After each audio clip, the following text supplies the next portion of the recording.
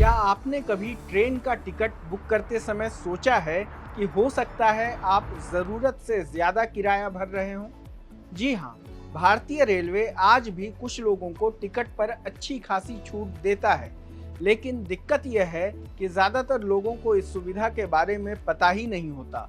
इसलिए अगर आप अगली बार ट्रेन से सफ़र करने वाले हैं, तो यह वीडियो आखिर तक ज़रूर देखिए, क्योंकि हो सकता है इस जानकारी से आपके हज़ारों रुपए बच जाए। सबसे पहले एक ज़रूरी बात, कोरोना महामारी के बाद रेलवे ने वरिष्ठ नागरिकों समेत कई श्रेणियों की किराया रियायतें बंद कर दी थी। लेकिन इसका मतलब यह बिल्कुल नहीं है कि रेलवे अब किसी को भी छूट नहीं देता।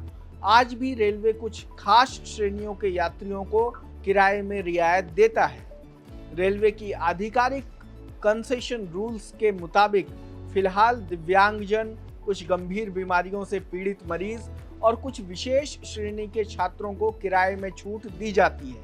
अब सवाल है, सबसे ज़्यादा फायदा किन लोगों को मिलता है? अगर कोई व्यक्ति दृष्टिबाधित है, चलने फिरने में गंभीर दिव्यांगता है, बौद्धिक दिव्यांगता है या पूरी तरह से सुन और बोल नहीं सकता, तो भारतीय रेलवे के नियमों के तहत उसे ट्रेन किराए में रियायत मिल सकती है। हालांकि सभी के लिए छूट एक जैसी नहीं होती।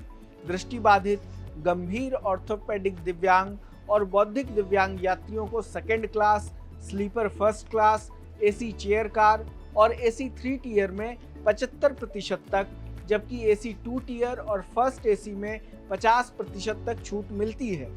वहीं राजधानी और शताब्दी जैसी ट्रेनों की कुछ श्रेणियों में 25% तक रियायत दी जाती है। पूरी तरह सुन और बोल नहीं सकने वाले यात्रियों को सेकंड क्लास, स्लीपर और फर्स्ट क्लास में 50% तक छूट मिलती है।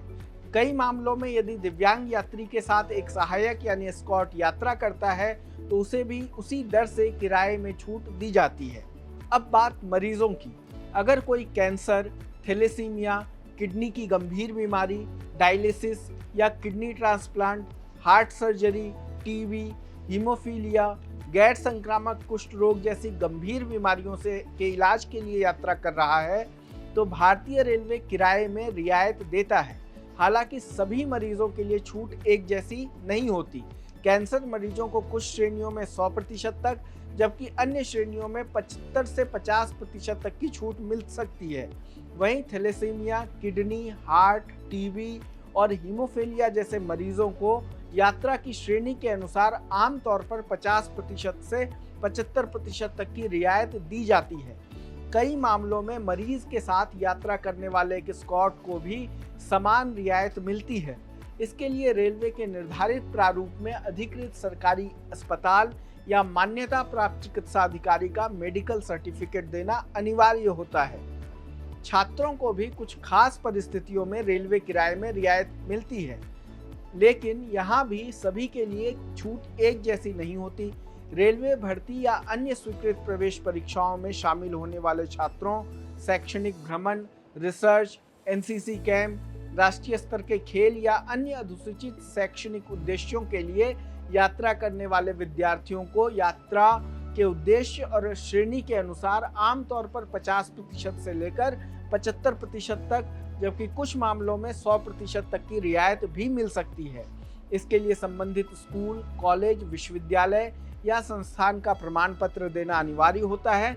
वहीं दिव्यांग यात्रियों को ऑनलाइन टिकट पर रियायत देने के लिए पहले रेलवे के दिव्यांग आईडी कार्ड EPICS के लिए पंजीकरण कराना होता है। इसके बाद वे IRCTC के जरिए भी रियायती टिकट बुक करा सकते हैं। रेलवे और हाल ही में PIB से जारी प्रेस रिलीज के मुताबिक वैध UDID कार्ड रखने वाले पात्र दिव्यांग अब मेल और एक्सप्रेस ट्रेनों के लिए दिव्यांगजन कोच में भी यात्रा कर सकते हैं। रेलवे ने ऐसे यात्रियों के लिए अलग से निर्देश जारी किए हैं। अब एक ज़रूरी बात, हर ट्रेन में छूट नहीं मिलती। रेलवे की कंसेशन रूल में साफ लिखा है कि अलग अलग श्रेणियों के लिए अलग अलग नियम लागू होते हैं। इसलिए टिकट बुक करने से पहले अपनी कैटेगरी के नियम ज़रूर पढ़ लें। कई ट्रेनों और किराया श्रेणियों में रियायत सीमित या लागू नहीं होती है। यानी अगर आप बिना जानकारी के टिकट बुक करेंगे तो हो सकता है पूरा किराया भर दें, लेकिन अगर आप पात्र हैं और पहले से ज़रूरी दस्तावेज पूरे कर लेते हैं तो रेलवे की यह सुविधा आपके काफ़ी पैसे बचा सकती है। इसलिए अगली बार टिकट बुक करने से पहले एक बार रेलवे की आधिकारिक वेबसाइट पर अपनी श्रेणी ज़रूर जांच लें। क्या आपको पहले से रेलवे की इस सुविधा के बारे में पता था? कमेंट में ज़रूर बताइए। अगर यह जानकारी आपके काम की लगी हो तो वीडियो को लाइक और शेयर करें। चैनल को सब्सक्राइब करना न भूलें। धन्यवाद।